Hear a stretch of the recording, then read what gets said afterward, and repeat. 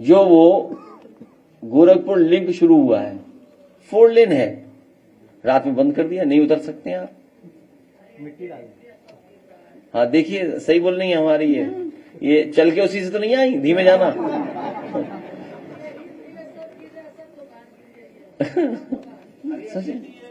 लोकसभा में जो है 1400 करोड़ रुपए करीब खर्चा किया, 1400-1450 करोड़ रुपए खर्चा किया अपने चुनाव से बीजेपी ने, और उसके बाद लगभग ये 2000 करोड़ रुपए खर्चा किए। इन्होंने अपनी वेबसाइट पे डाला 1450 करोड़। ये जो है जिस तरीके से पैसे का इन्होंने हेर फेर और जिस तरीके से पैसे को पूरी तरीके से लुटाया है प्रचार और प्रसार में, क्या बेरोजगार और उन सबका पैसा नहीं था? ये गलत आंकड़ा है आपके पास, ये आंकड़ा गलत है। इस आंकड़े को मैं स्वीकार नहीं कर सकता हूं। इससे कई गुना ज्यादा भारतीय जनता पार्टी ने खर्च किया है पैसा, कई गुना ज्यादा। जो आप आंकड़ा बता रहे हो, इससे कई गुना ज्यादा भारतीय जनता पार्टी ने चुनाव जीतने के लिए पैसा खर्च किया है। और पैसा और संसाधन भारतीय जनता पार्टी इसीलिए इकट्ठा कर रही है जिससे विपक्षियों का मुकाबला कर सकें, मतलब विपक्षियों को दबा सकें। उत्तर प्रदेश की राजनीति में इतना पैसे का इस्तेमाल कभी नहीं हुआ जितना भारतीय जनता पार्टी कर रही है। बिजली की कटौती लगातार जारी है, मंत्री कहते हैं बिजली का लोड बढ़ाया जा रहा है, तो क्या लगता है सर, आखिर क्यों बिजली कटौती गर्मी के समय ज्यादा होती है? वो सब पता है आपको, सुनने में आया स्टेटमेंट, आप ठीक करेक्ट कर देना। मंत्री जी ने कुछ कहा कि बिजली का इसलिए हो रहा है, इसको प्राइवेट होना ही जरूरी है। वो एग्जैक्ट वर्ड मेरे दिमाग में नहीं आ रहा है इस समय। ठीक नहीं चल रही है, अधिकारी अपनी कार्य नहीं रहे हैं। हाँ, ठीक बात है। वो कह रहे हैं कि जनहित में प्राइवेटाइज करना पड़ेगा। ये जनहित में नहीं प्राइवेटाइज हो रहा है, उन्हें मंत्री ही इसलिए बनाया गया था कि प्राइवेट होना है।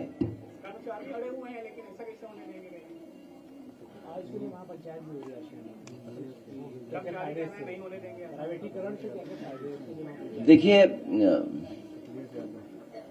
हमें उम्मीद है कि कर्मचारी इसको रोक लेंगे।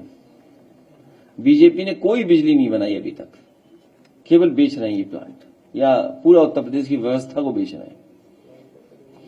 वो मंत्री ही इसलिए बने थे बिजली बेचने के लिए, मतलब बिजली विभाग को। अखिलेश जी, अभी एक कार्रवाई हुई रमाकांत यादव पर आजमगढ़ में, उसके बाद कुंडा से राजा भैया के सामने चुनाव लड़ने वाले गुलशन यादव की पत्नी की 1 करोड़ 10 लाख की संपत्ति शारदा नगर की कुर्क हुई है। इस पूरी कार्रवाई को कैसे देखते हैं? भारतीय जनता पार्टी हम लोगों को फ्री ट्यूशन दे रही है बस।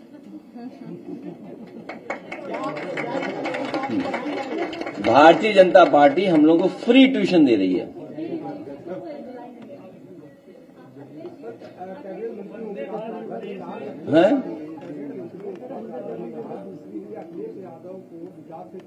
किसको कौन कह रही है? रात भर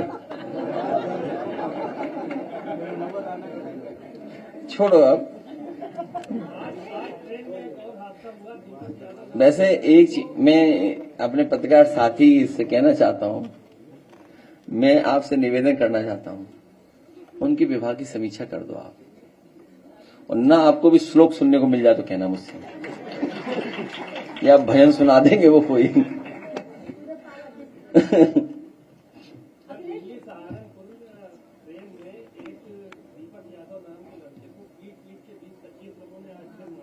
क्यों?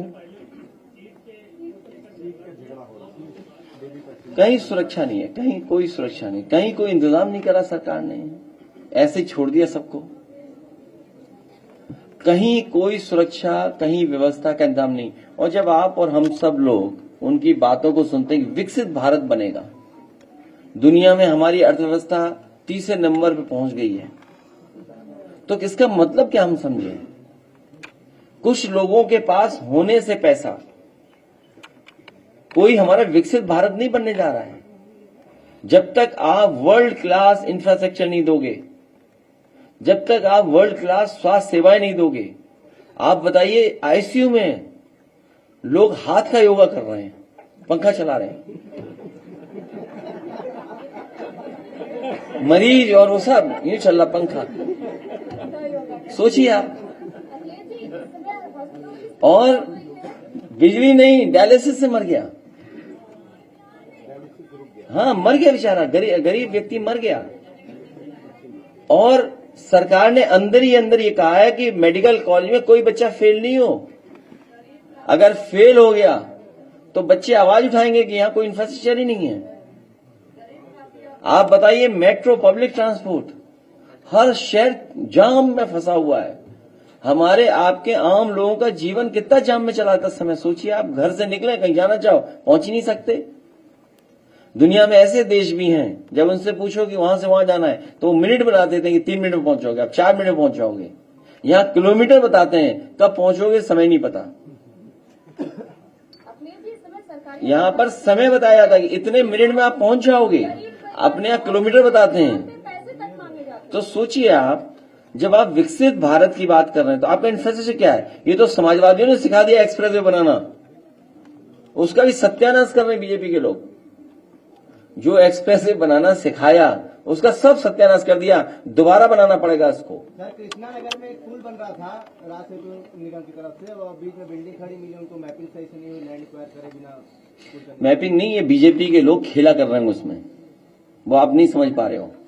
मुझे याद है जब ये आपका घंटाघर के पास कोई रस्तोगी थे, उद्योगपति व्यापारी, हो सकता है नाम गलत बोल रहा हूं, लेकिन रस्तोगी थे, मुझे ये पता है। तो जब सब स्टेशन शिफ्ट होना था, हमारे बुक्कल नवाब से कोई शर्त लग गई थी। तो बुक्कल नवाब साहब से कहा, मैंने कहा सुनिए, ये हट जाएगा 6 महीने के अंदर। बुक्कल नवाब साहब का नहीं हटेगा, और आप यकीन मानिए, और जो लोग आसपास रहते होंगे उसके, बताओ कितनी जल्दी सब स्टेशन हटा दिया। उसमें 30 करोड़ से ज्यादा हमें व्हाइट मनी देना पड़ता मुआवजा। जो व्यक्ति गया है कोर्ट, अगर सरकार उससे बातचीत कर ले, मुआवजा दे दे, अभी बिल्डिंग हटा लेगा वो। और फिर अलाइनमेंट किसका गड़बड़, विभाग किसके पास ही है?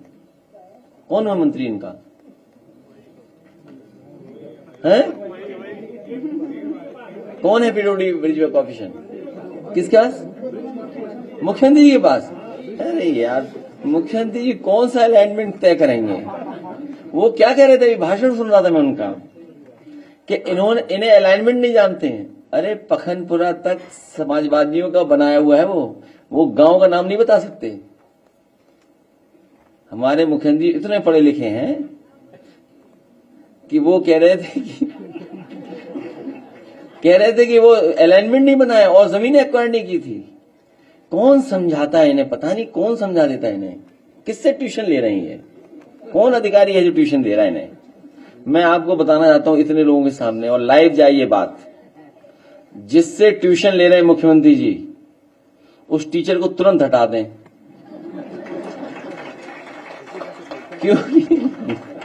क्योंकि कोई भी सरकार तब तक टेंडर नहीं कर सकती जब तक 50% से ज्यादा जमीन की सहमति या मुआवजा न बढ़ जाए। तो जब सहमति पे दस्तखत हो गए और मुआवजा बढ़ गया, तब मैं टेंडर कर पाया। और टेंडर दिया था सबसे प्रतिष्ठित देश की कंपनियों को। इन्होंने मानकों को गिरा करके, सड़क को खराब कर करके, अपने लोगों को ऑब्लाइज करने के लिए, आप पता कर लो किन ठेकेदारों को काम मिला है। अपने लोगों को ऑब्लाइज करने के लिए किया।